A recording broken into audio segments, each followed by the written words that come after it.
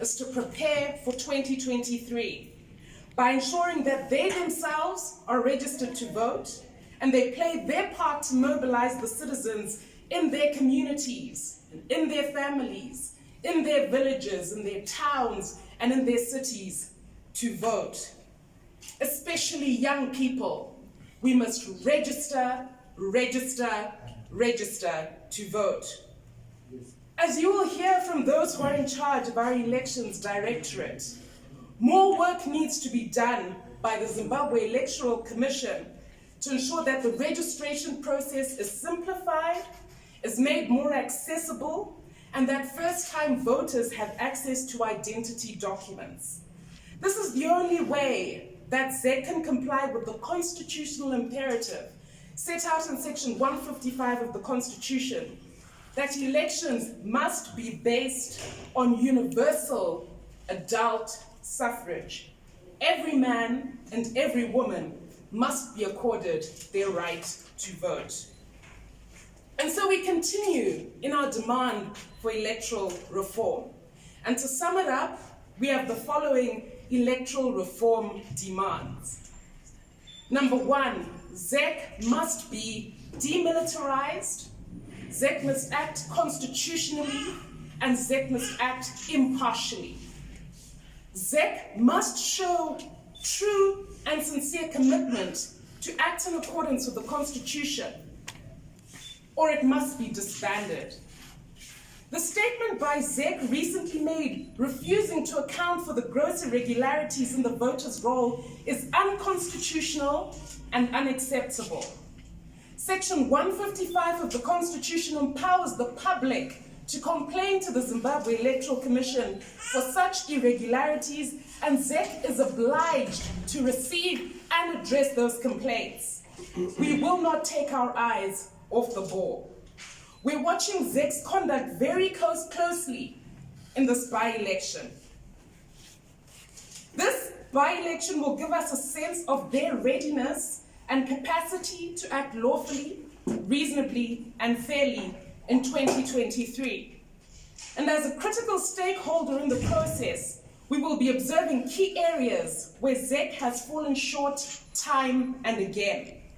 Regardless of their mandate to act in a fair and transparent manner, we're strengthening our own processes and implementing lessons learned from 2018. ZEC, we remind you that the Z in ZEC stands for Zimbabwe. Your obligation is first to the citizens. Do the right thing.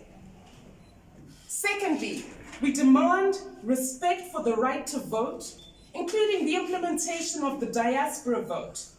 The right to vote must be facilitated through making voter registration accessible, simple, and verifiable. Section 239 of the Constitution obliges ZEC to register voters, to compile the voters' roll, to maintain this voters' roll in good order, and conduct voter education. They are simply falling short. ZEC also has the obligation in terms of this section to receive, as I've said, complaints. It must do so sincerely.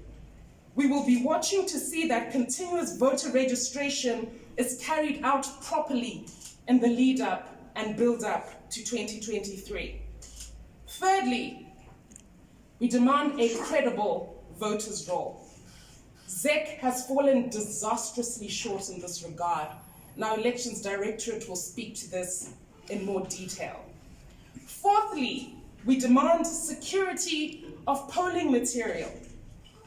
Why are election materials purchased without consultation and transparency for stakeholders? This simply has to stop. We also demand security of the vote and the voter. Of course, we are putting our own polling agents in place, but it must be said that the political violence we continue to see must come to an end.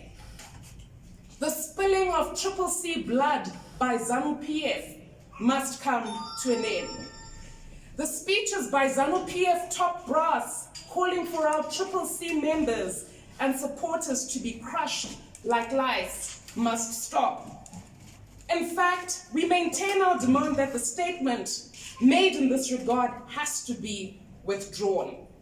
The National Peace and Reconciliation Commission and the Human Rights Commission must stop sleeping on the job. We call for adequate dispute resolution mechanisms. Polling staff must be credible and not militarized. They must be independent. Of course, we remember Mboneni Ngube, killed in Kwekwe by ZANU-PF for believing in the yellow vision and demanding a better society. Our sixth demand is that the police must stop performing the bidding of ZANU-PF by banning our rallies. They banned Gokwe, they banned Marondera, they banned Binga. That's unacceptable. The citizens must continue to peacefully resist unconstitutional and illegal conduct. It's not a crime to choose hope. It's not a crime to campaign for elections. The political persecution and unlawful arrests of our candidates must stop. The continued weaponization of the law against our members, including the trio of Joanna Mamombe, Cecilia Chimbiri, and Etai Marova, has to stop. We also demand a credible results management system, also known as parallel voter tabulation. We're obviously taking internal steps to ensure this is done. And finally, and very pertinently to the fourth estate, we demand media reform. This business of ZANU-PF running ZBC and running the Herald simply has to stop. Partisan state media reporting has to stop. The culture of ZBC lying about what President Chamisa has said at our rallies has to stop. The culture of propaganda by the state media has to stop. The refusal to give coverage to our star rallies and election messages has to stop. We demand the very basic minimum of fair reporting on state television and state radio stations. This is the only way we can facilitate an equal and fair playing field. Section 155 of the Constitution obliges state media to give us fair and equal access. It cannot be Mnangagwa and his wife every single day and never Triple C, never the main opposition. That's unconstitutional, and it's the sort of conduct that will lead to yet another disputed election, an illegitimate government. And if our great nation is to move forward, we must avoid this course at all costs, which is why we are here today. Lastly, for my part in this introduction, we'd like to thank the citizens. Thank you very much for painting the nation yellow. Thank you for painting Zimbabwe yellow for hope, yellow for a fresh dawn, and yellow for change. Without further ado, I'm going to defer proceedings to our Secretary for Elections, Councillor Ian Makoni, who's going to go into the more technical aspects of our presser today. Thank you. Showing appreciation to the part that the independent press is playing in this struggle. It is as much ours as it is yours. And it is, but more particularly, and I'm watching the generation range here. I'm just about the oldest. And that's what it should be, because it is your struggle. With a generational transition, which is replicating itself across the countryside, which must reflect itself in numbers of people registered, and ultimately in numbers of people that vote on the 26th of March, but more particularly in 2023. But that will not be the end of the story. It's only the beginning of the transformative process, which I believe you all remember Gustavus referring to at our last interaction. We must always have in the back of our minds that this whole struggle, this whole pain, And everything that we're going through is because there's transformation at the end of the day. If we lose sight of that, we lose the citizens. And on that note, allow me to call upon Ellen to provide us an update on the various issues that Fadzai has already highlighted as the must-do issues to enable an outcome in the elections that we can all be proud of. Thank you.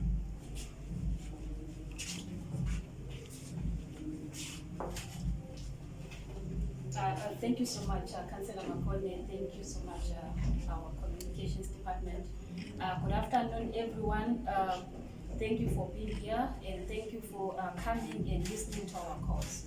As alluded by the previous speakers, I will dwell mainly on the electoral technical issues that we are focusing on as a party, and also with this is more of an update of where we are as a party with respect to issues to do with the electoral reforms, with respect to do with broader electoral process issues. As you're aware, we had a press conference on the 16th of February, and we spoke about a wide range of issues to do with mainly the voters' roll, the electoral environment, and also it is of concern that we are now exactly 10 days away from the 26th March by-elections, and we are here to actually give you an update as where we are as a party. And as you are aware, we have the 2023 harmonized elections coming up, and what we are doing as a party, let us put it on record that we are using these by-elections as a barometer to actually measure our preparedness as a party, like with regards to our own internal systems, and also moreover, we are using this as a barometer to actually measure, the political will with respect to the government, and also even the elections administrative body to actually implement the electoral reforms that we envisage as a party and also as a nation at large. And most importantly, if you can recall, we after the 2018 elections, we had various observer missions that actually produced the reports with respect to their observations of what transpired, before the 2018 electoral period, and even during the day of voting and post the 2018 elections. And they came up with a very good recommendations. And for now, we are saying as a party, we are using these by-elections to actually measure, to say, okay, fine, out of those observer mission reports, be it the SADC, AU, the EU, and all the other, civic society organizations in Zimbabwe, how far are we in terms of implementation of those recommendations that we put up? So in a way, this is a measure of our electoral preparedness as a country and also as a party. In this respect, we are looking at issues to do, for example, with the voters' roll. Where are we with the voters' roll? What were the recommendations then? Looking at the aspect of voter registration, the political environment itself, the influence of other stakeholders that impact on the outcome of electoral processes. We're talking of the traditional leaders, we're talking of the army, we're talking of the police, and we're talking about the general atmosphere that we are faced with. So this is the crux of our press today. And as you are aware, as a party, we streamlined the key electoral reforms. We came up with 7 reforms, and our Secretary for Communications here has actually alluded to those reforms, and this is what we are talking about today. But if you note, those key reforms are what we are going to discuss today, starting off with the voters' roll. As you might be aware, and with respect to our last press conference, we engaged citizens to assist with the auditing of the voters' roll. And even ZEC, by its own admission, clearly said everyone is free to audit the voters' roll because the voters' roll is a public document. So when we legally purchased the voters' roll at ZEC on the 1st of February, we actually said, okay, fine, where are we? And then we decided to engage, citizens in the form of Pachelu to assist with the auditing of the voters' roll. And it's unfortunate, that the findings are alarming. I think we have spoken comprehensively with regards to most of the findings. And what we'll do after this spacer, we'll give you a dossier which we prepared with regards to our preliminary findings of the voters' roll anomalies. So we'll share with you. But now I'll just maybe allude to some of the key findings. For example, we had at Harare East, we had about 413 persons that are registered on the voters' roll. But when it comes to the issue of addresses, the roll actually indicates that address unknown. And we are all aware that when one is registering as a voter, one is supposed to provide a valid address. But now we start questioning as to how did that happen? How were those 413 people registered? More so, we have even cases like in Uzumba, for example, we have people that are registered there. When it comes to the addresses, only indicates Uzumba. It's incomplete. So those are some of the issues to say we have a problem with the voters' roll. This is why Pachelu is assisting in terms of auditing. We have also massive displacements of people. For example, you talk of Ward 28 in Country Park in Bulawayo, with over 500 people that have actually been displaced from the polling stations that they used in 2018. And now if you check, they've been placed elsewhere. That is not only peculiar to Country Park. This is a phenomenon which is there right throughout the country. And we are saying we have these by-elections coming up. What is going to happen on the day of election? There will generally be confusion. We have instances where, for example, some people have been, put in polling stations that are even 10 kilometers away from where they reside from. So really, how to expect those people to actually walk and to walk and to register to vote? So those are some of the challenges that we're talking about. We have instances of persons that actually registered under the same roof. But you realize that one of them suddenly has been given a polling station which is in another constituency. For example, we have instances where in Mavugu, where we have 3 young people who recently registered. One of them is of which the polling station, according to the ZEC, to the delimitation report, that that ward falls under Ward 19 here in Harare. But then you realize that out of those 3, one is rightfully placed in that appropriate ward, Ward 19, Mavugu constituency. But then we have another case of another person there in that particular house who's actually the place of the ward that she has been assigned to is actually Ward 20 in Mavugu. And where's of the third person? The 8th person is given Ward 46 in Harare East. But those are people that reside in the same house. And we have even cases where we have spouses, The husband, the traditional polling station is known, the traditional ward is known, the traditional constituency is known, but suddenly the wife is moved to another constituency. So these are the things that we're saying, but really what's going on?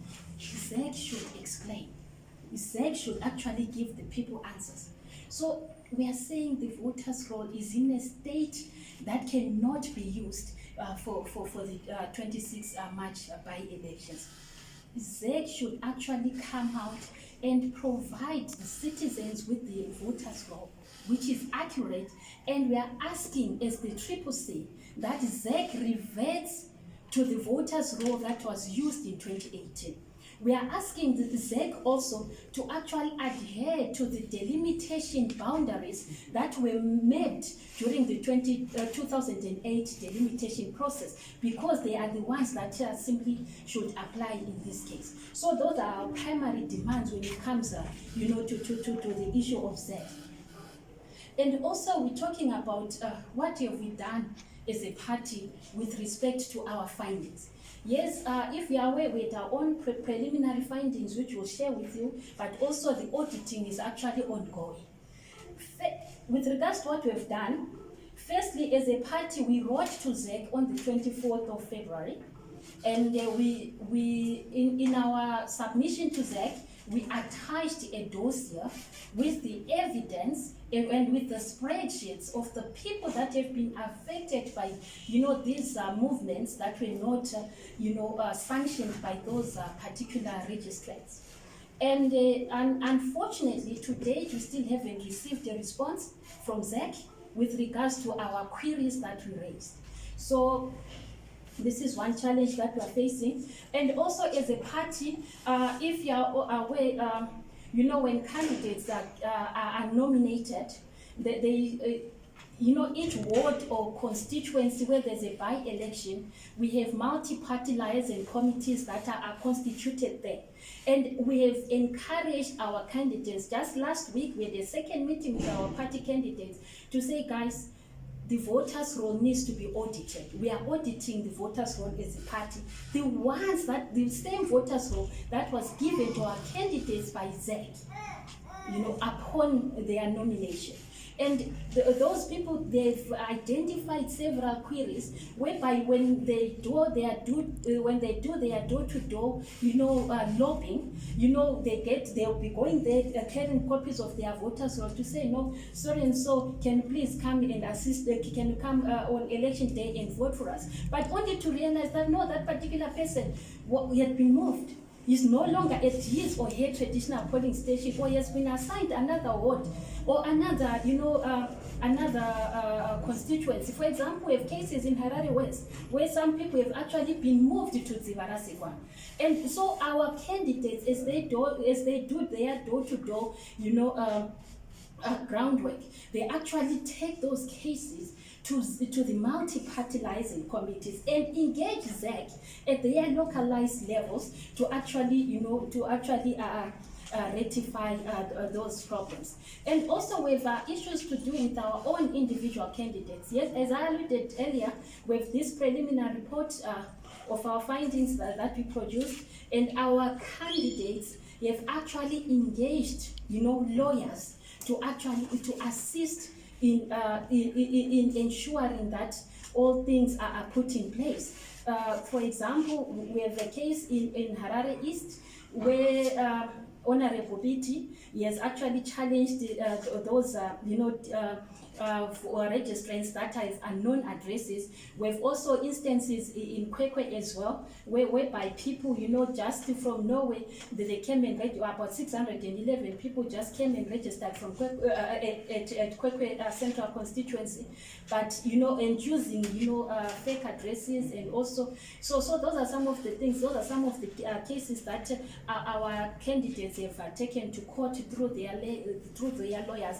But the first port of call, what our candidates have done is to actually write to ZEC.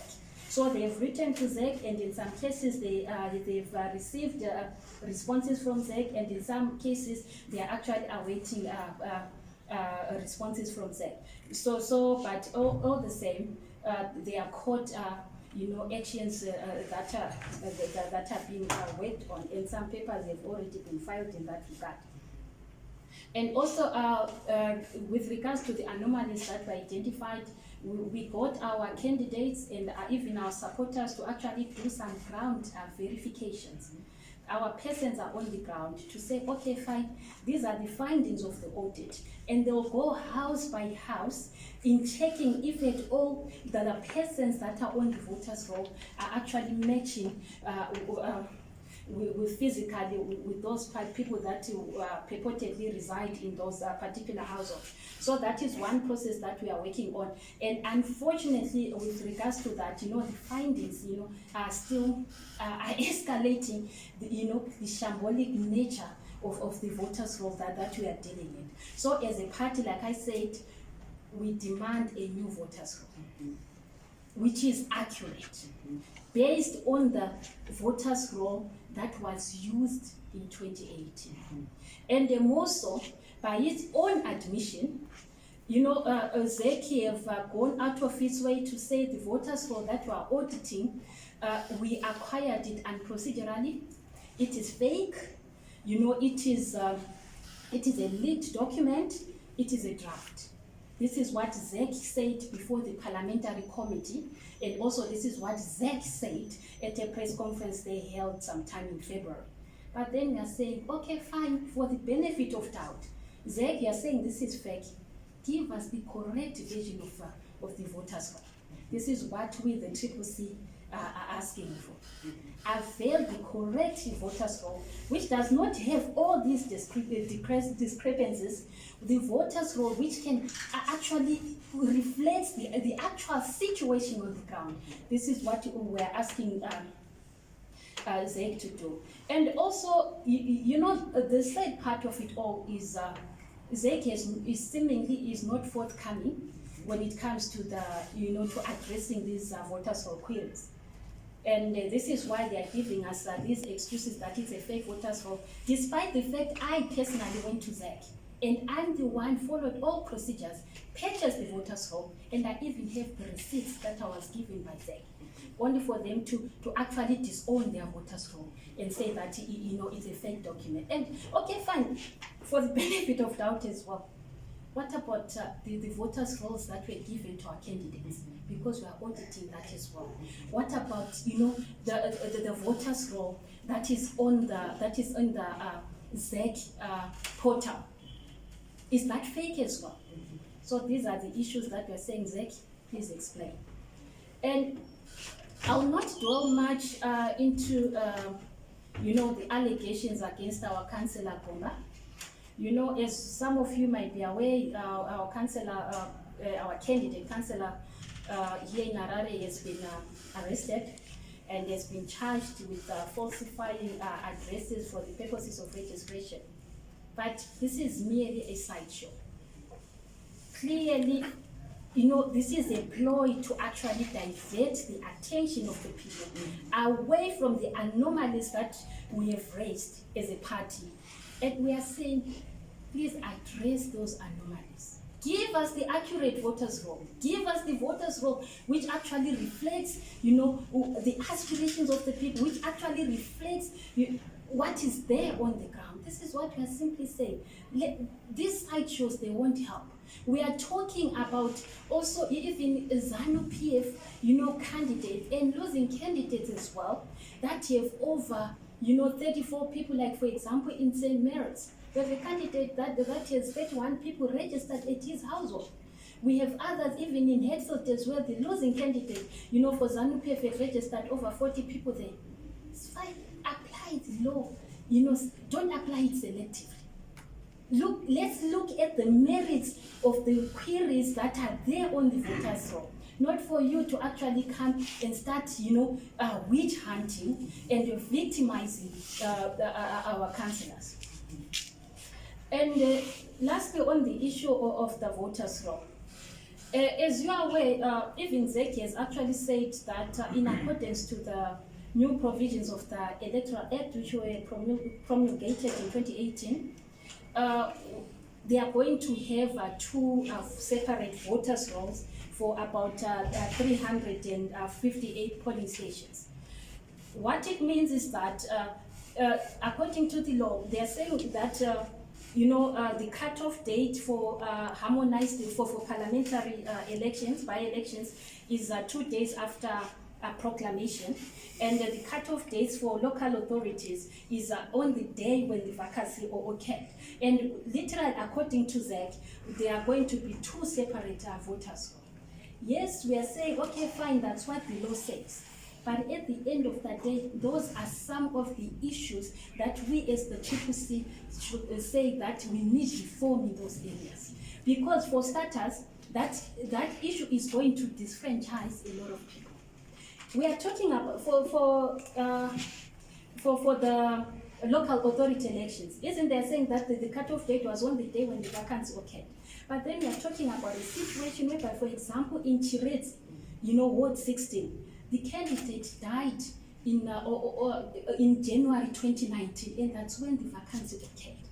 What about those young people that wanted to register then, but now, or even they registered after his death, but now cannot be deprived of the opportunity to vote because these by-elections were deliberately delayed, citing you know, COVID regulations. So we are saying that clause on the closure of the voters' roll should be repealed.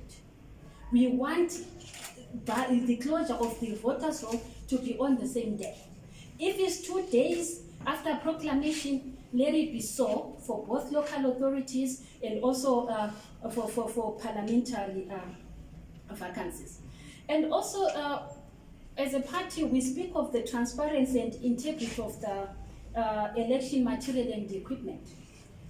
As a party, as CCC, we wrote to ZEC on the 25th of March in accordance to section 52A of the Electoral Act.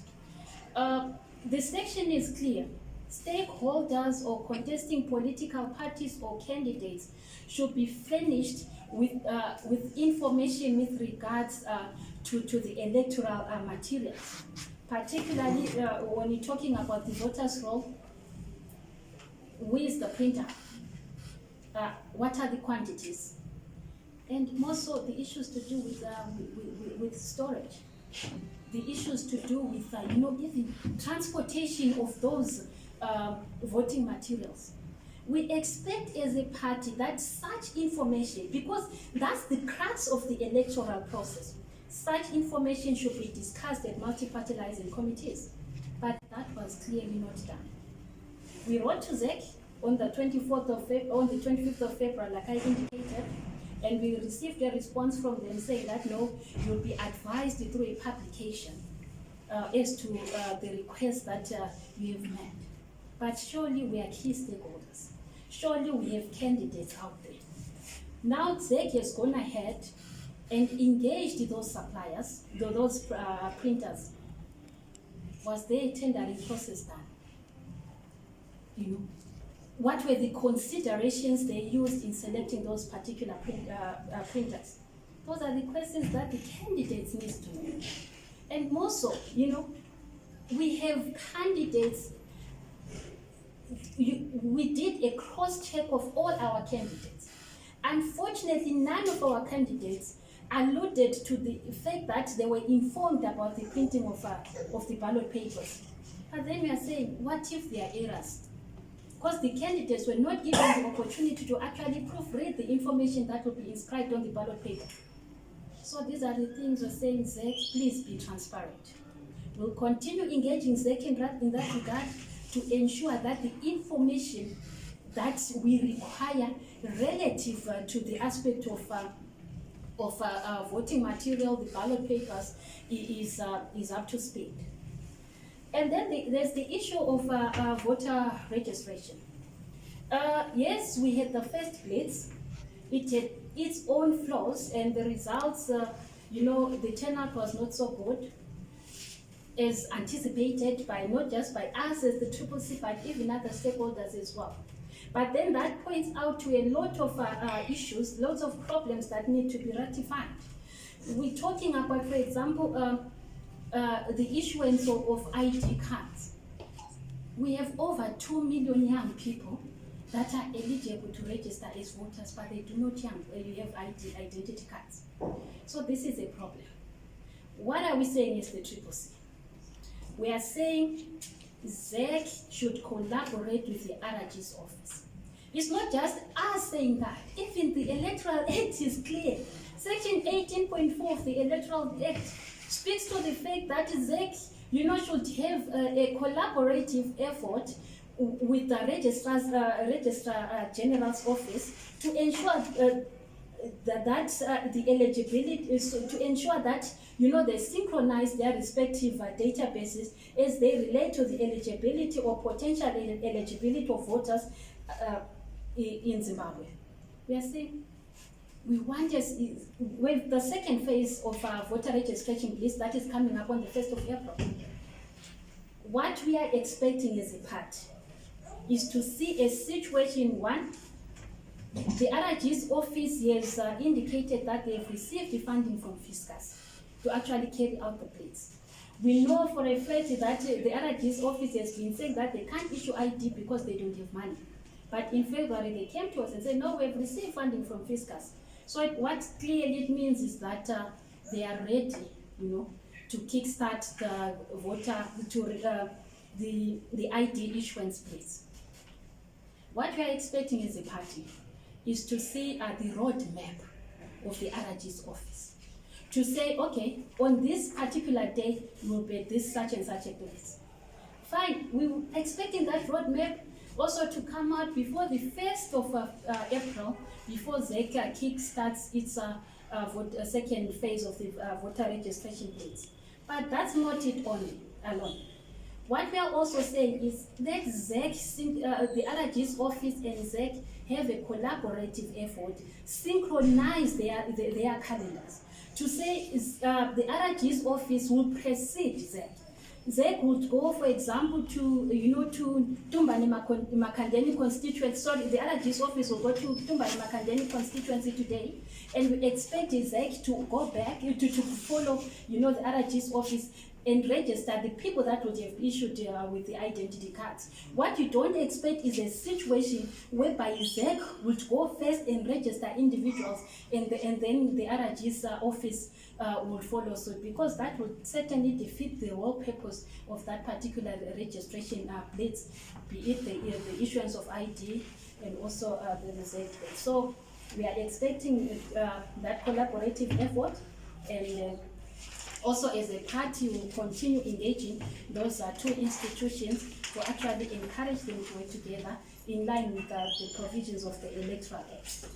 And then there's the aspect of the electoral environment.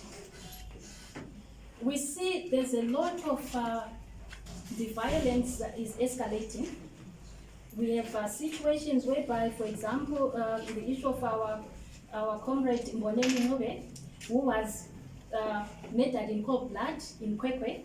We have instances of our Indura Ward 18 candidate councillor whose house was burnt down by non-ZANU-PF thugs.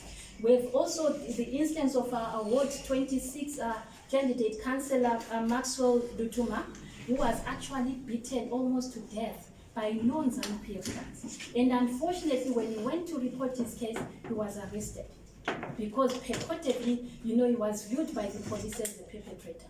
So we are saying this violence must stop. We are asking the police to actually conduct itself in a professional manner, not to be selective when addressing these issues of violence. And also, we're talking about the commissions, those public commissions, the National Peace and Reconciliation Commission, the Human Rights Commissions, the Gender Commission. Please, these are critical areas. This is where your mandate lies. Can you please come forward and address these issues and speak about the challenges of the electoral violence that is taking place? Because surely if we are unable to actually address those concerns now, then when it comes to 2023, we are going to have a bloody, a harmonized election. So we are saying, let's arrest, all these issues now. Let's put up corrective measures so that by the time we get to our 2023 harmonized election and the campaign period, then all these problems will be solved. So this is our candid appeal as the CCC to those institutional bodies. And of course that the spokesperson spoke about the banning of rallies. I think she was elaborating on that. And there's the issue of the public media as well. Every political party, every entity, and even the Electoral Act speaks to it, and even our country's constitution speaks to the fact that there should be equitable media coverage for all stakeholders, and this is for all political stakeholders, and this is what we are expecting from our public media. And we wouldn't, the situation that is pertaining now is not helping at all. We have a situation whereby there's actually misrepresentation of facts. For example, by ZBC, the way they covered, our launch rally at Highfields, it was completely inaccurate, and also it had a way of actually, propelling the hate speech. So we are saying, please be candid in your coverage, you should not be selective. cover issues as accurately as they are, and give each and every political party the opportunity to campaign, and also the opportunity to be covered in a manner that is satisfactory to everyone. I think for now I am done, and my colleagues will finish up. Thank you. Thank you so much. Before I get into the questions from the media, please allow me to take this opportunity to thank the Secretary for Elections, Councillor Ian Makone, and his deputy, Ms. Ellen Shiryedenga. They've been working around the clock, 7 days a week, almost 24 hours to ensure our election preparedness. Thank you so much to them and the team that supports them. They're working very hard to make sure that we're prepared not only for this by-election, but for the main course in 2023. So without further ado, we're now going to take a few questions, should any arise, from the media. Should you require any clarification, additional information arising from what was said. As usual, kindly just introduce yourself, the media house you come from, and then ask a single question. Thank you. Yes, sir. Yes. Just for confirmation, when you said that the party commissioned Pacheli to audit the voters' roll, is that correct question? Yes, it is. Ms. Shiryedenga actually explained, in fact, if you look at the first voters' roll, that the Zimbabwe Electoral Commission alleges was a fraud, which is the first one that Pacheli looked at. We've got all the receipts which actually demonstrate that it's Ms. Ellen Shiryedenga who paid for them, followed the entire process, did everything in accordance with the law. So, and also President Chamisa did indicate when the party was launched on the 24th of January that we've commissioned experts to comb through and look at the voters' roll to ensure that everything is done. I must emphasize that this is a citizens' movement.